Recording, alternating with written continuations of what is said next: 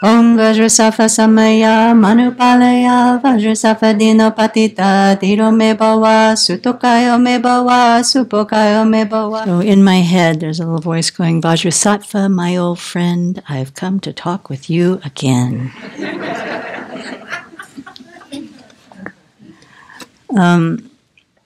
At the end of the Vajrasattva retreat, we did the first GFF retreat, I think, for Vajrasattva, a long time ago now. We had to do skits at the end, and because of my own, having spent a fair amount of my life putting my mind on memorizing lyrics, I did a musical review of the sadhana. And that was the first line, Vajrasattva, my old friend, I've come to talk with you again. And it has stayed with me, that relationship. Vajrasattva, my old friend, I've come to talk with you again. I might get a little choked up about it. It's that developing that relationship over many years now of knowing there's a place to go where I can just lay it all out. And it's okay. Just as I am, I come with what I have, and there's a place to go and lay it out. So in thinking about this talk, I was wanting to weave together we've had many, many threads throughout the course of this retreat, and I wanted to kind of weave them all together, and I came up with like 40 pages of material. But when I sat down, it's like, what do you really want to say? It's what I want to share is how rich this practice can be in developing an old friend for you to talk to again and again and again and again. Because every day we have afflictions arise. Every day something comes up that we regret. When we start paying attention, I don't know, everybody who lives here knows I have a snippy mouth. It's a fact. It's better. True? True. It's better. But every single day there is something. And to have a place to go at the end of the day and look at my day and think, okay, how'd I do? Okay, that one was pretty good. That one was rotten. That one was nasty. Do I want to hate myself for it? Well, what's the point? Vajrasattva, my old friend, I've come to talk with you again. Why did I do that? What was the affliction in my mind? What came up? What's the conditioning? Where is that coming from? I know why I have a snippy mouth, and it's a hard one to overcome. But there's a place to go, to work with it, to purify, to make a new commitment. Tomorrow, I promise, I will do X and X and X and X and X. And then the next day, I remember, I promised I wasn't going to do this. I promised this. Only for 24 hours, often. So I guess my real wish is to instill or for people who have this relationship to really kind of help something it or reinforce it. And for people who are new and kind of may not be like, what really is going on here, to give a little bit of framework and structure for that, and then to open it up for questions so that we can really talk about how do we practice, how do we use this in daily life. Okay, so that's what I want to do. And I'm also was really thinking of Claudia's question about how is this different from praying to God. I think that's a big deal to examine. And we need to go back to what is Buddhism all about? That's really what it boils down to. To me, the whole Vajrasattva practice, and this is not because it's original, but our understanding of purification all depends on our understanding that things arise dependently. It's totally based on dependent arising. Lama Tsongkhapa Je Rinpoche wrote this beautiful praise, not that I can even begin to explain it, but I love these verses. Seeking and seeing and speaking of dependent arising, he, the Buddha, was wisdom supreme, teacher supreme. I bow to him who knew and taught the all-conquering dependent arising. Of the suffering existing in the world, its root is none other than ignorance. The understanding to kill this root, this teaching is not seen in the works of others. The title teacher, therefore, is yours, Buddha, alone.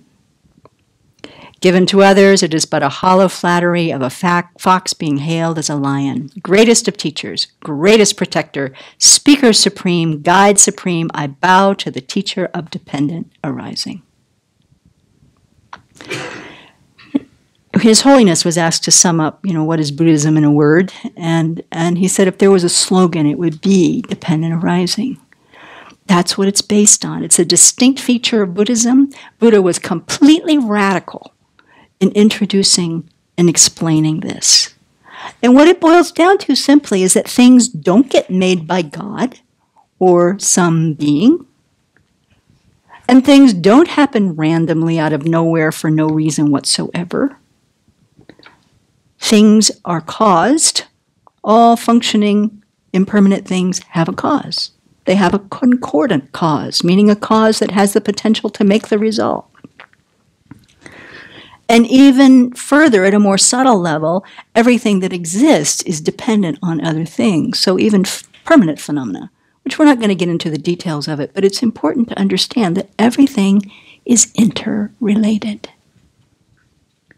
And so we know this on a day-to-day basis, right? I mean, we go to school because we want an education. Why do we want an education? We want an education because we want to have a job. We need a job because we need money. All of these things follow one thing after another, but they are all in the realm of what we can see, hear, smell, taste, touch. This we can buy at a gross level. But when it comes to something we can't see, then our confidence in dependent arising flies out the window. And I can't see my mind. And you can't see my mind. And I can't see your mind. And in today's world, we think that the mind maybe is just the brain, and that's all there is to it. But if we examine even a little bit, I think, what is our experience? My experience is not my brain. There's something else going on here. If you've ever sat with a dead body, especially someone you know and love, you can look at that same features. What's missing? It's not their brain. Their brain is there. What's missing? Their mind, their consciousness.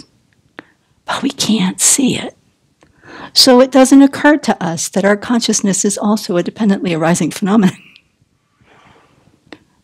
There's some sort of mystical thing about it, or, I used to, as a kid, of course, I believed that God just sort of breathed into my mom and dad, or into her womb or something. I wasn't so clear about the details there. But, but it was God's breath somehow. I mean, it's an interesting theory. Based on what? So when we talk about the Dharma, when we look at what the Buddha taught, we really taught about the transformation of our mind. And our mind can be transformed because it is a dependently arising phenomena. What does the mind depend on? Now, in a gross way, it's not wrong to say that there is dependence on the brain. I mean, we need the organ to function. But in truth, this was interesting. I just had a bunch of teachings on this. It's really fun to think about. The mind is not dependent on the body. In fact, the body is dependent on the mind. The mind actually, not as the direct cause, but is what is a special indispensable cause. At the time the sperm and egg come together, if there's no consciousness going in there, there's no baby. But when the consciousness comes, then a person begins to grow. Person human, person animal, in realms where there's birth, person something. Right? Where does that consciousness come from? A previous moment of consciousness. That's the cause. So one moment of mind follows the next moment of mind. One after another, after another, after another, after another, after another, after another, after another.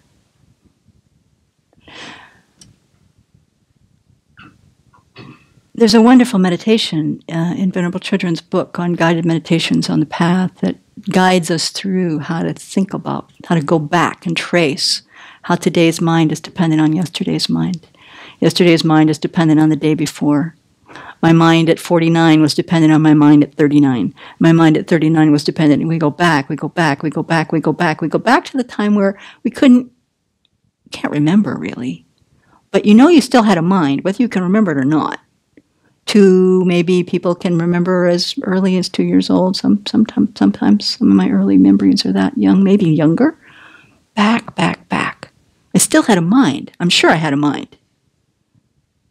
I can't remember it, but that mind was dependent on the mind before that. That mind was dependent on the mind before that. That mind was dependent on the mind before that. At the time of birth, I had a mind.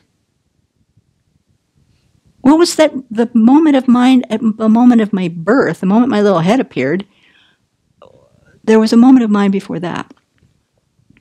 So in the womb, there was a mind. Before that, there was a moment of mind. Before that was a moment of mind. Before that, there was a moment of mind. The moment of conception, where did it come from? It didn't get squeaked out of the sperm. It didn't get squeaked out of the egg.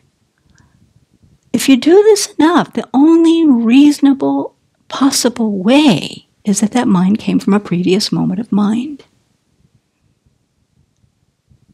And that mind came from a previous moment of mind. And that mind came from a previous moment of mind. So we trace it back. And it's one of the ways to help really to think about the idea of rebirth, which I know many people struggle with here in the West. But where else did that consciousness come from? Back. And if we begin to look at how the consciousness, just one moment of mind, gives rise to the next, we can go back so far that there's no way to see a beginning. If that's true, then guess what? It's going to go forward. Forward and forward and forward and forward and forward and forward and forward and forward and forward. So while this present body, as soon as the consciousness leaves, the body's dead. It's not a body, it's not a person's body anymore, it's a corpse. But the mind actually doesn't require the body to exist. Out of habit and so forth, our mind craves a body. So we go grab another one, not with any intention, but we're propelled into the next life, one after another, after another, after another, partly because of our craving for another body. But if we begin to get a sense of this whole continuity of our consciousness, then purifying the mind starts to make a lot more sense. Right? So when we're talking about mind, it's a huge idea. It's what experiences, right? It's what makes the organism sentient. So, quoting His Holiness, the mind includes not only our intellect, because that's what we think. We think this is the mind, if we don't examine it too much. But it also includes all of our cognitions, all of our emotions, all of our mental factors, all of our sense consciousnesses also are all included within that word of mind. And in every Asian language that I know of, and I don't know all of them, in fact, I don't know any of them, but I know about that this word for mind and heart is the same word. We've divvied it up over here, but mind, heart, so we can think about our mind, heart, right? So Buddhism defines the mind as clarity and awareness. That's the definition, clarity and awareness. Or luminosity and knowing is another way you may hear it. And so when the mind meets with certain conditions, it is able to illuminate an object.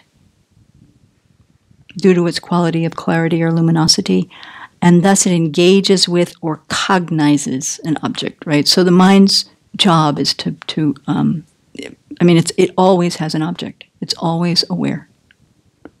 Even in deepest sleep, I really was puzzled about what's the object of a mind in deepest sleep, but I understand now that it's like darkness.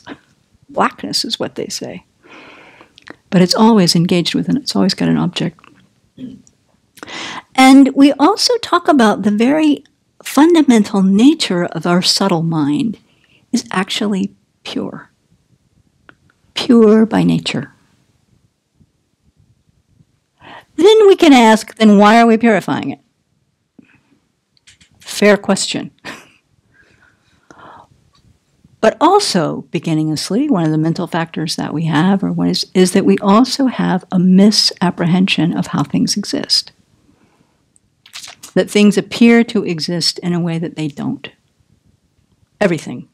Our own mind appears to exist in a way that it doesn't. Everything appears to exist independently, separately, permanently. It's like it's never changing or not changing much. We can say, oh yeah, things change, but things appear to not change at all. We think we're the same person today than we were 5 minutes ago. And that they exist in and of themselves from their own characteristics. So this is a little bit of a complicated way of saying, there's a lot to this teaching, and I'm not going to go into that part today, but it's important to understand that this misapprehension of seeing things, we don't see that it's interconnected. You could even say that. We think we and it and this and you and everything is separate, distinct, somehow cut off away from us. And that is a wrong apprehension. So we see that about ourselves, our aggregates. We grab our own sense of self and we think there's something solid, independent, separate. And as soon as I've grasped onto that, then I've made you out there and I'm in here and what's mine needs to be defended. And my self-centered thought arises because I'm grasping at the sense of self. My happiness is more important than yours. On the basis of that, then craving comes, that ignorance produces that craving. On the basis of that craving, I don't get what I want. Anger arises on the basis of those three poisons. All the, quote, 84,000 afflictions arise. So that's also in our mind. It's also an aspect of this mind. But it's not the nature of the mind. The word they use is adventitious. The analogy they use is like, one analogy is that it's that the mind is like a clear sky. And our ignorance and the afflictions that arise out of the ignorance and even the appearance, no, I won't go there. The afflictions that arise out of that are like clouds covering the pure sky. But the quality of the sky remains pure. It's just obscured temporarily by the clouds. Another analogy they use, and this makes me think of, like when I was a kid, I grew up in the South. I don't know, maybe all lakes are like this. But we used to lakes are muddy in the South. Is that true other places? No, some people have, no. Other people have sand, other places have sand. There are muddy lakes too. But when I was a kid, my little sister and I used to like stomp on the, and we were little. We'd stomp, and stir up all the dust, and then watch it settle. It clears, right? So this too is an analogy about how it is with the mind. Sometimes when we get all disturbed, all that stuff gets kicked up. Worse than just this self-grasping stuff, we're making, we're seeing through this haze of mud.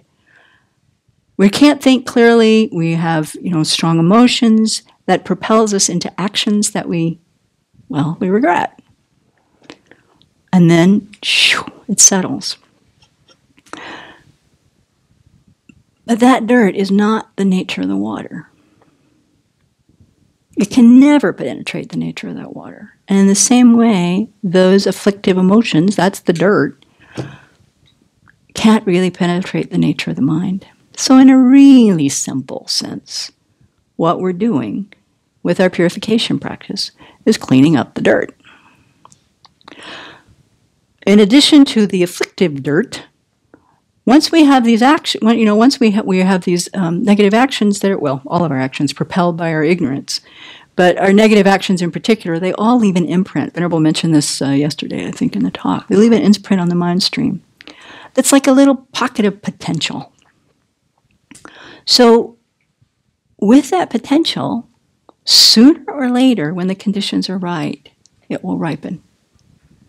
So these are what, sometimes they call it karmic seeds. I don't know that anybody's found a word that imprint. Sometimes we'll hear energy traces. What?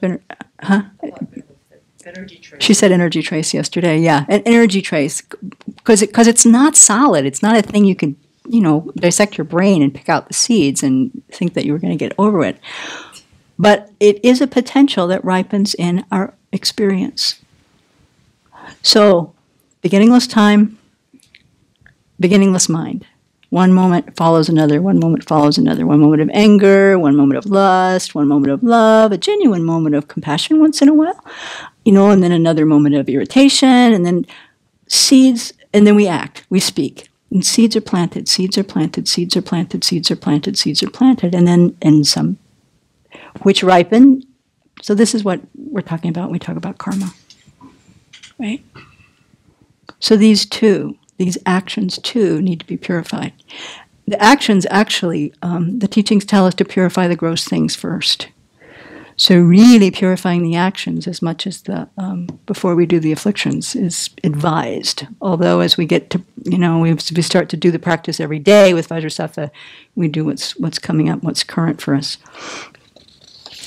So there's a few things. Karma too is an extremely complex and detailed phenomenon to know about. But there are 4 basic qualities that are a most important thing to know. The first one is that karma is definite in that negative or destructive actions result, when they plant their little energy trace, the result is always going to be our own suffering. Unpleasant experiences from varying degrees, depending on the nature of the action itself. But they always result in an unpleasant feeling. Virtuous actions always result in a happy or pleasant feeling. This is the most important thing to understand in the beginning, and maybe for our whole life, because if we actually got that, we'd all behave differently. Every negative, unhappy, unfortunate experience we have ever had is a result of our own past negative action.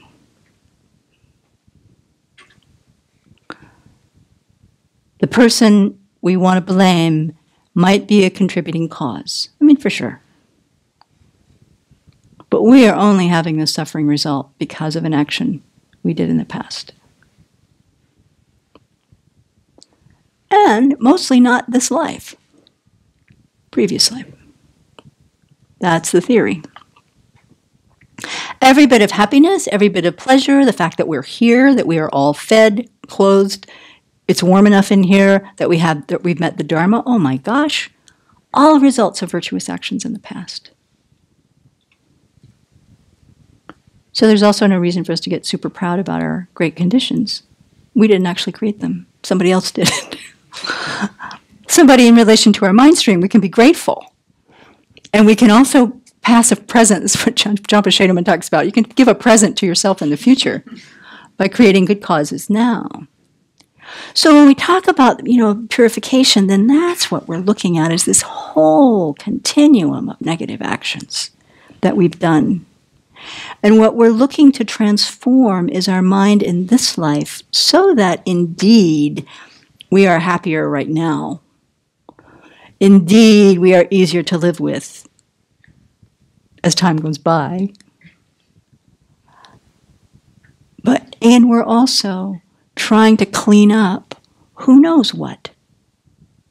Who knows what in the past? That's what Venerable was talking about, I guess, this morning. Like, what have we done? We have no idea. We haven't always been human either.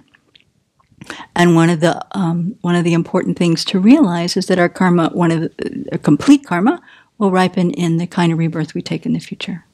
So that's something to know and to study up on. So the second quality of karma is that it's expanding. And that means that a small action can lead to a great result. So we start to get more mindful about even the small little snips that we do, or the small little lies that we do, or to get intentional about the small little virtuous actions that we do. Because just as an acorn can produce a big oak, small actions can produce big results. The fourth one is that if we do not create the cause, we will not get the result. I used to puzzle over this. Why are they saying this? That's obvious. It's not obvious. I can pray all day long that I will be a kinder person tomorrow. If I don't create the cause for that, it's not going to happen. It has to be a concordant cause. If I don't create the cause, I will not get the result. It's like the story of the lottery ticket. Pray, pray, pray to win the lottery. Don't buy a ticket. You will not. It's an analogy Venerable Children uses, but it's a good one. And then the fourth one is, if the cause is created, the result will definitely come. Unless we're purifying it, in the case of negative actions, or unless we burn up the merit in the case of virtuous actions. So we can affect the ripening of a virtuous action by our anger, by our wrong views. I mean, we can, really strong negative minds can really impede our virtue from ripening in good ways. But here, with Vajrasattva, we're engaged in the practice of wanting to not allow those non-virtuous actions to ripen. Yeah, the purification done by ordinary beings does not remove the karmic seed itself from the mind. That requires a bigger, deeper tool, but it weakens it so that even if the conditions come together for it to ripen, it will not ripen. That's His Holiness the Dalai Lama. That's an authority I trust. Purification weakens that seed so that even if the conditions come together, it will not ripen. So when we get to that point in the sadhana where we say, spiritual child of my essence, all your negativities, obscurations, and degenerated vows have now been completely purified. And the mind that goes, yeah. Some piece of that, if our purification practice has been, done with concentration, with the four opponent power strong in our mind, some part of that has been removed. Some part of that has been removed. This is another thing about karma that His Holiness has said. He said, Buddha does not create the law of karma. That's really important to know. And its effects. He just described it. That through developing his own mind, purifying his own mind, and the omniscience that he, achieved, then he was able to see what are the causes of suffering. What are the causes of happiness? What is bringing about the suffering of living beings? But then he says, some people may doubt the existence of negative karmic imprints on their mind stream. Easy to doubt. Like, really? This can be understood by observing our physical, verbal, and mental activities in this life.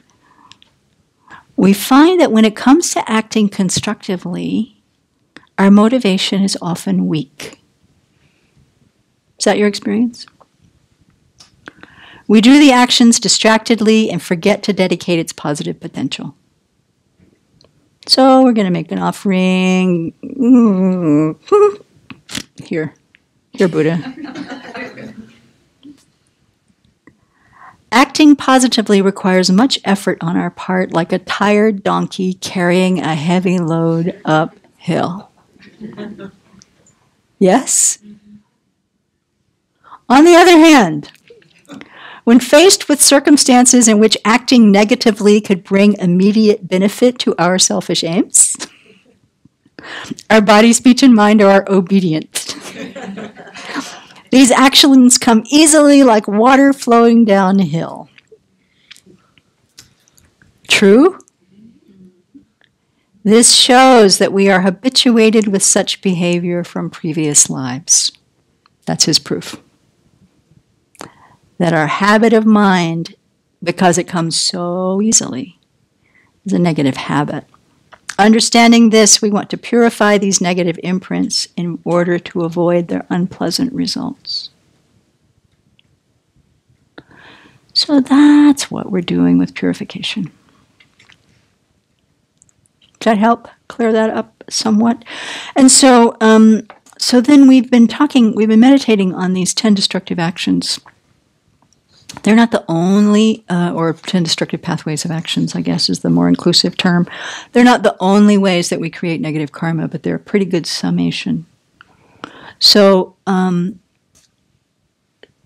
we talk about, the visualizations that are here in the sadhana, the negative actions of body, the negative actions of speech, the negative actions of mind. So the actions of body, again, we meditated on this morning, are killing, stealing, and unwise or unkind sexual behavior. It's Venerable's translation of that term. It doesn't just mean killing human beings. I think a lot about, actually, the act of killing mosquitoes. I've certainly done my share in my life. And the thing that's interesting to me is, just to recall, you're sitting there on the porch, the sun's going down, the mosquito comes along, and you feel that little prick. And in truth, it is not that painful. Right? I mean, really, it is not that painful. And without a thought, we just go. It happens so fast. That mind of hatred, the mind that wants to destroy this little teeny tiny pain so fast. We've done it over and over and over and over and over. When I was a kid, I was really good at getting the flies. I learned that they fly backwards. So if you sneak up them from behind, you have a higher rate.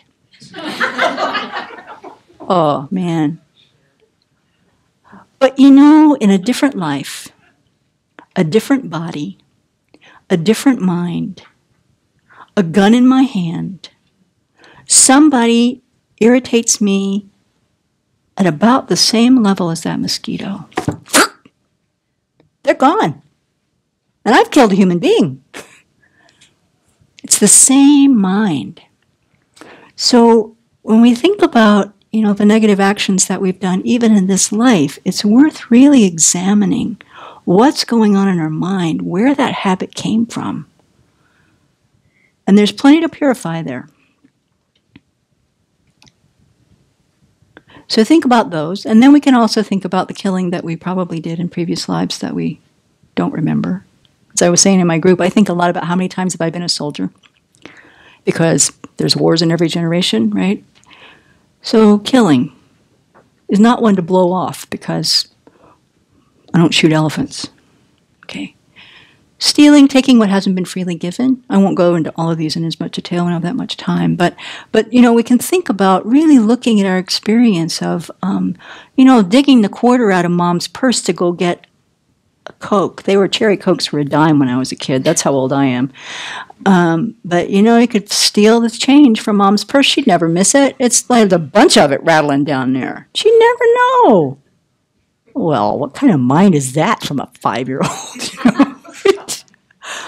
Yeah, stealing. It's not an alien thing to us. Unwise, unkind sexual behavior. I hardly need to bring it up. I mean, for many, many, many people, maybe it's just my generation, but for many, many people, the free love age, we made some mistakes. And even without the free love age, I mean, what are every movie about, for God's sake? Movies, songs, whatever, you know. The great love stories of all time. Some of them are partners that stayed together for a long time, but really there's much more drama in cheating. Makes a way better story. So there's plenty there to purify. Speech. Yesterday in my group, I don't know about in your group, when we talked about things that we didn't feel good about, everybody in our group was talking about speech. It's pretty much true in your group too. Boy, the negative karmas of speech we do all the time. So, lying, the first one we talked about today. We know what that is, not telling the truth in many different ways. Many people feel professionally that they can't do their jobs without lying. And that's something to really look at. Look at the causes that we're creating in the future. Divisive speech. Divisive speech, I think, is the most overlooked generally, because as soon as I sit down and start talking with you about how bad she is, we're doing it. We are dividing people. It happens around every water cooler. It happens in every teacher's lounge. It happens on the bus. It happens everywhere. I think the feeling is that we're coming together, you know, we're creating a sense of camaraderie with the people around, you know, the people we're talking to. So what do we have in common? We both think that person's a jerk. That also makes us a little bit better than that person. But this is divisive speech. We do it a lot. And it does divide people. We think about the outcome of that. So it's worth purifying. It's worth paying attention to day by day.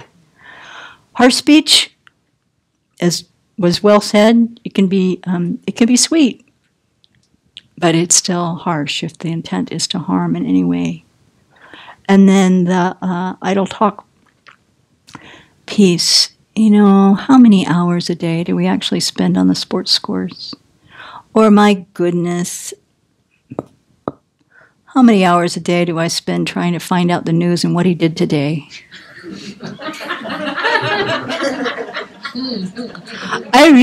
This was where Vajrasattva came in. You know, I had a little more free time where I was in India the last few months, and so of course, and being far from home, I was more disturbed about the news actually, because it's like I'm not there, like I'm going to fix it.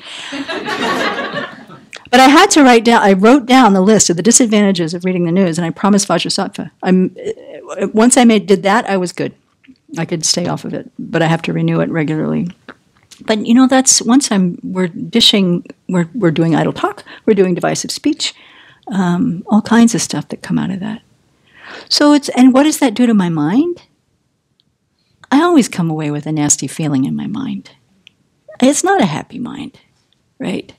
So then the three of mind are covetousness, which doesn't just mean what we thought when the 10 Commandments, you know, covet your neighbor's wife. Okay, I've laid off that. But wanting things. It's really wanting things, even legitimately in the store. But a mind that's, you know, wanting, shopping, gonna get it, working for ways to get stuff. That covetous mind can be strong enough to both leave an imprint and then propel actions, right? The mind of ill will, the grudges that we've been holding since beginningless time. You know, the people we hate and don't want to be around. The people that we hate, and so because we avoid them, we don't have to think about, we still have the grudge in our mind because we haven't seen them in 30 years, we don't really think about them, but as soon as we think about them, we really hate them. That's still the mind of ill will. And then our wrong views. So many wrong views about how things exist. So many wrong views about what we believe. And then we can even look at all the stories we make up. You know, it was interesting I don't know if this qualifies actually technically as a wrong view, but when Venerable talks about all the stories that we make up and believe, this is heading in that direction. I'm a bad person, even. It's a wrong view. Nobody's a bad person. Nobody is. We all have, and that's where our pure mind comes from, we all have the Buddha nature at heart. The nature of our mind is pure. The nature of our mind is empty of inherent existence. And the good qualities of our mind, while the negative qualities can be removed, The good qualities cannot. And they can be developed to their max. So that's really who we are. We can't grasp at that either. It's a continuity that's changing moment by moment by moment. And, you know, the things that have come together today to make each of us who we are going to, it will cease. And we aren't who we think we are anyway.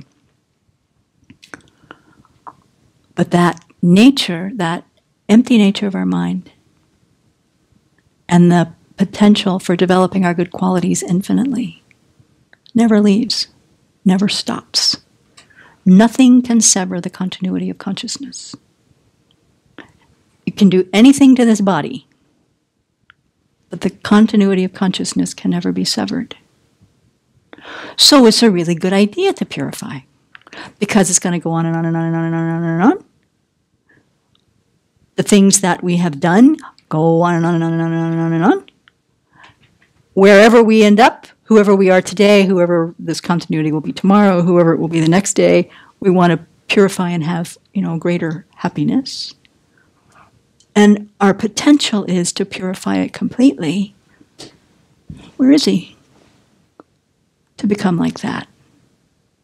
To the point that the mind is so purified and our love and compassion and generosity is like so overwhelming that we are compelled. Buddhas really don't have any choice about what to do. They are compelled to benefit. Their habit is so strong. Unlike, His Holiness's analogy of us, the negative, the donkey carrying the load, that's not the thing for the Buddhas. Or the Bodhisattvas as they're progressing to Buddhahood. We can be like that too. They were like that. They were like us before they were Buddhas, Bodhisattvas, and Buddhas. So that's why we do purification. And that's the trajectory of where our purification practice will take us. Okay. So finally, Venerable mentioned that we talk about the kind of precepts. So when we take refuge in the Buddha, if you turn to Buddhism, you turn to Buddha, Dharma, and Sangha and go, yeah, this is the path I want to follow. The first thing that the Buddha says is stop harming. Refrain from harm. That's your first step as a Buddhist.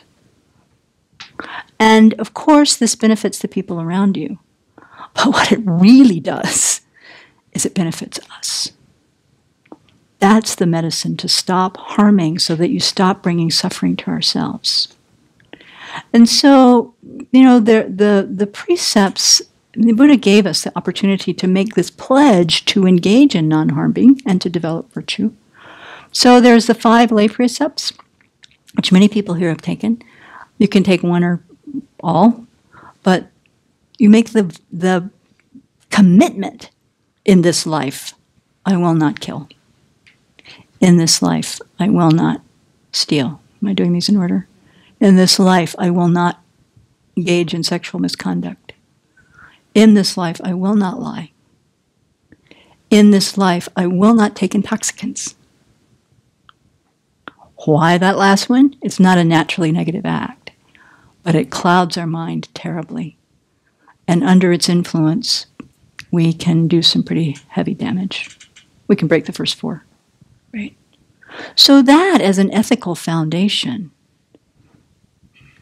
keeps us kind of on the path of the clearer, more pure mind that we want to develop. If we're doing purification every day, and we're still killing, stealing, lying, sleeping around, drinking a lot, well, it's kind of self-defeating. So we wanted to think about those ethical restraints in our mind stream as we're doing our practice. And at some point, you may be ready to say, yep, I'm going to give those up.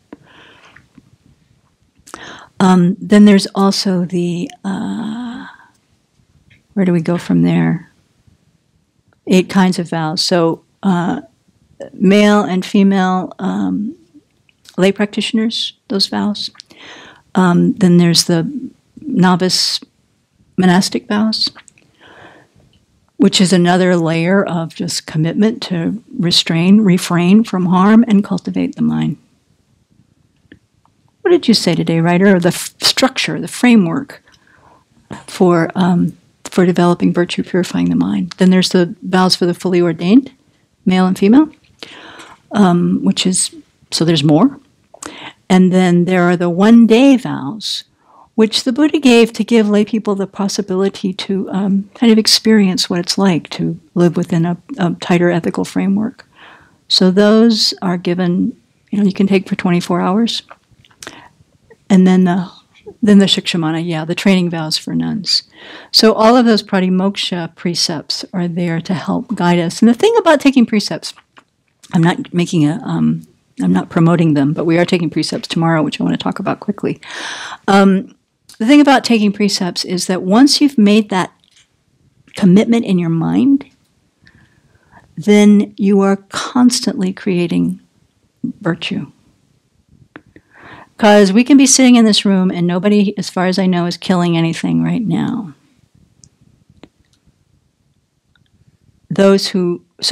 We're all refraining from harm.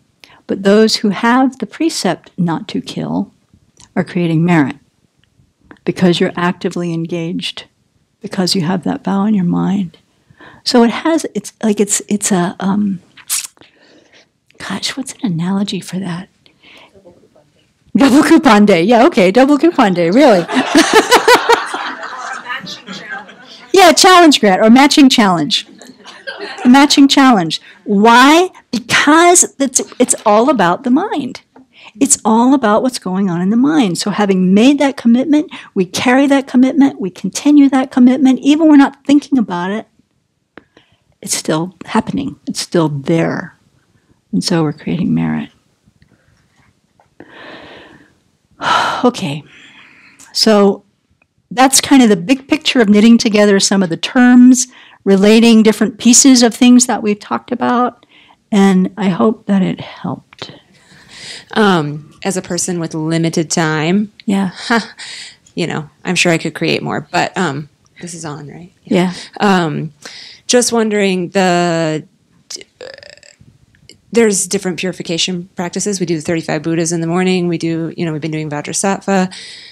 It's unlikely, realistically, in my day right now that I'm going to be able to do the 35 Buddhas in the morning. I also really enjoy the meditation on the Buddha, and then there's Vajrasattva. There's too many things going on. So I'm just wondering, is there an instance in which we might want to do 35 Buddhas over Vajrasattva or Vajrasattva over 35 Buddhas? Does it not matter? It's just purification? I mean, I'm sure they each have their niche, but I guess just wondering for home practice, how to go about that.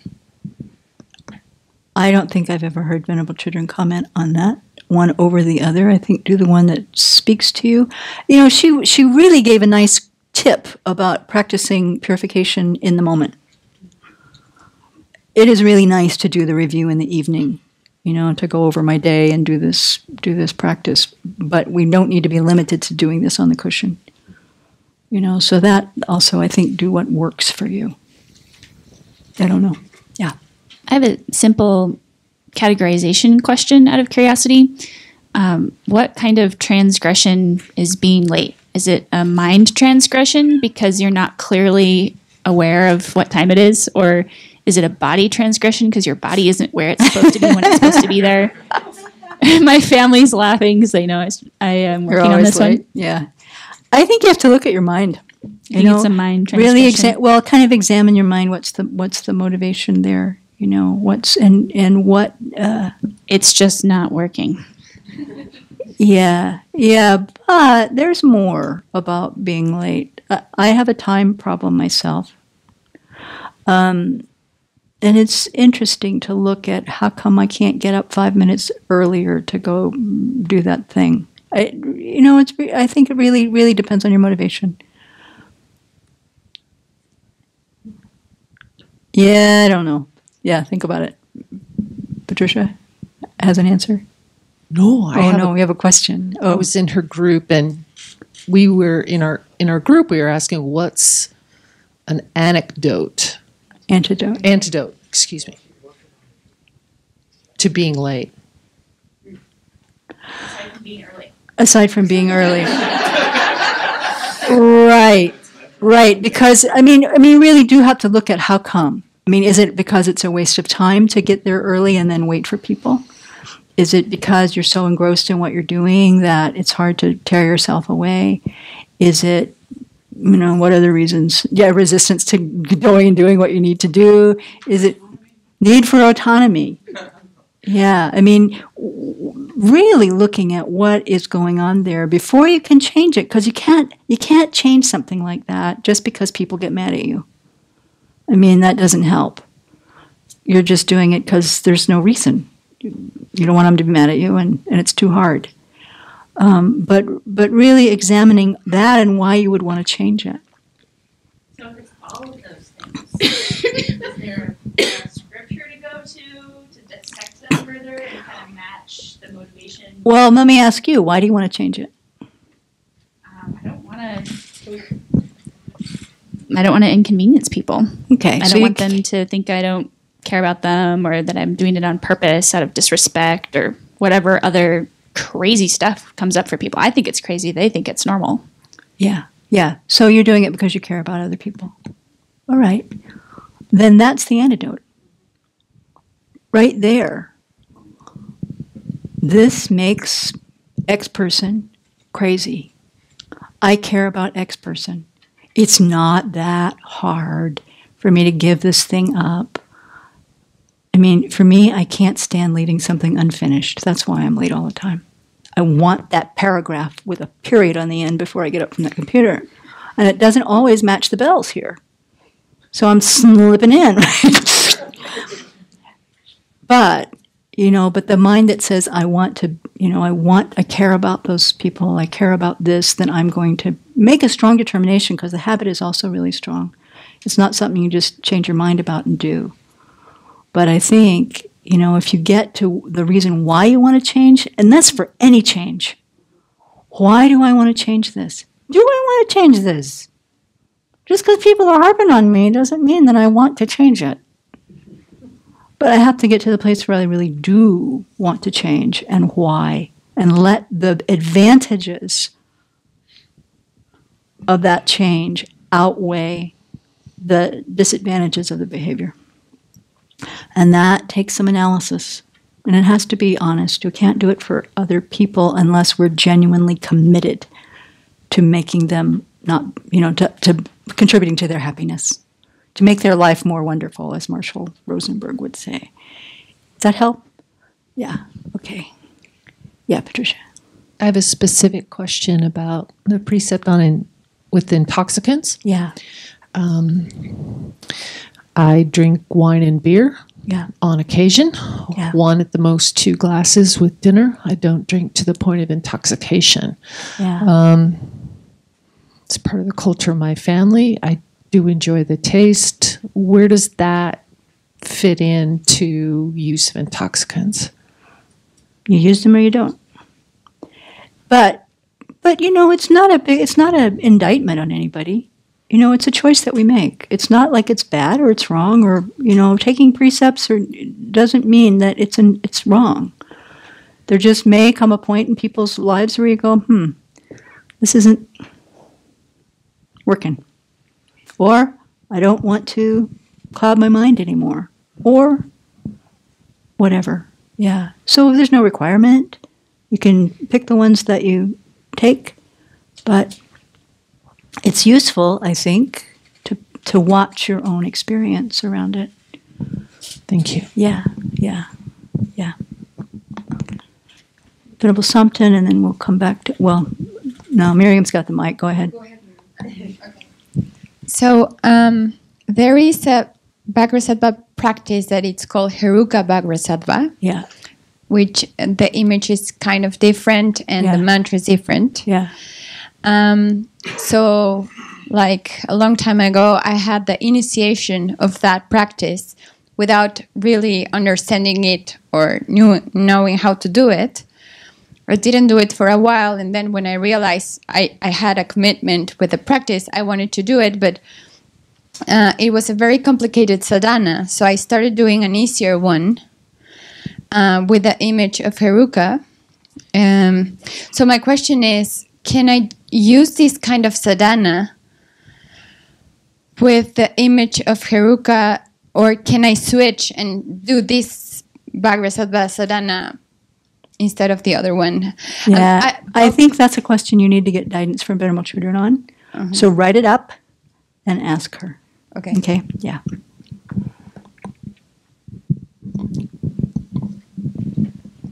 Just very quickly, I lived with a person for a number of years who simply could not be on time. And this was a great stress point in our relationship. Eventually, I gave up and I thought, I'm going to resort to lying. So I would lie about what time things would happen. And I would lie by about an hour because I knew that there would be that flex point where if I said dinner was at 6:30, somebody would show up at 6:50. But the technique was quite effective and it allowed me to calm down. And we sort of got to places on time. Concerts were the worst. I mean, showing up 45 minutes after something begins, it was just a real drag thing. And I have to say, over time, this person decided that his relationship with all of his friends, it just wasn't with, us, but with all of his friends and all of his commitments, it was worth it for him to start deciding to have compassion for the people who wanted things to happen at a certain time.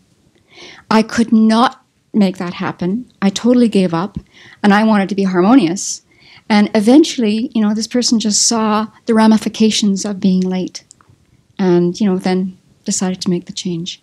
I don't think it's 100% yet, but it's certainly, more on the end of him having consideration for others, not out of guilt, but just out of, wanting people to feel, respected. So we all have our own thing around this. And also the thing about not wanting your loved ones to be lying so that they're creating negative karma for you. Yes, Nicole. Yep. So one of the mind harmful action harms is the wrong views. And for certain wrong views, I know that I'm not yet to the point of having the right view. So is there any point in purifying it if I can't yet determine that I will be free from the wrong view for some amount of time? Sure. Because, it's like clearing the clouds out. So, okay, purify it, then I get more clarity because I've purified, right? All of this, it's interesting how the purification appears. The example Venerable Children uses is how she went to a teaching early in her Dharma life, went to a teaching on Lamrim and then did a Vajrasattva retreat, and the next year went to another Lamrim retreat with the same teacher, and she heard the teachings in a totally different way. It's a very vivid example. I know we can probably all attest to something like that experiencing in our life, where suddenly your mind is clearer about something that you can't predict, actually, how that sign of purification is going to show up. But we purify everything, anything that comes to mind, actually. You think, should I purify this? If the question is there, I think yes, is probably the answer.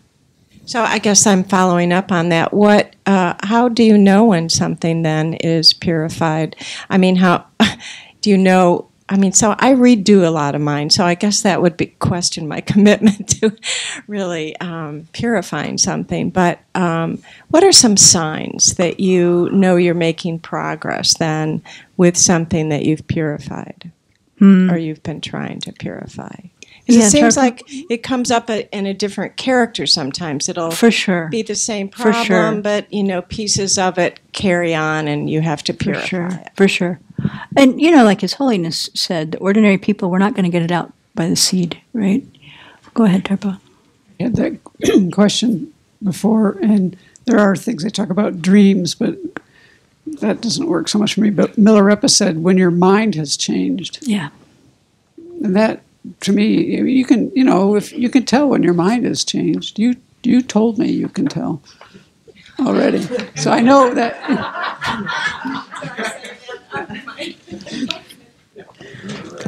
Yeah. I mean, we start watching our lives. What's changed? how are we? Are we kinder? Have we clarified something that we didn't understand before? Are we willing to take something we didn't understand before? Are we suddenly willing to own up to something we weren't willing to own up before? Those are all signs, really, that we've been purified. Venerable Simke, you have an answer for that?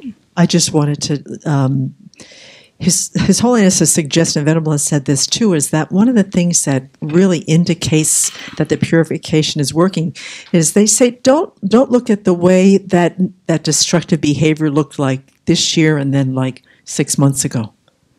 He says, take it back 5 years, 7 years, 10 years, and it's amazing the perspective that we get to see. You know, the little drops in the bucket every day don't look like much, but when you look at the pail from when you first put it down on the ground and started putting drops in it 15 years ago, it's got some water in it now. So, yeah. And doing the same thing over and over is fine. I mean, the same action over and over. There may come a point where it becomes a representation of having done the same action many, many, many times, right? It doesn't have the same juice in this life, but it came from somewhere. So I'm purifying all the previous ones. The other thing to purify, I wanted to actually look at our experience in life. Things ripen. Things blow up in our face. Relationships collapse. I mean, misunderstandings are suddenly, something you thought was completely clear, and then there's 5 people who are like hysterical.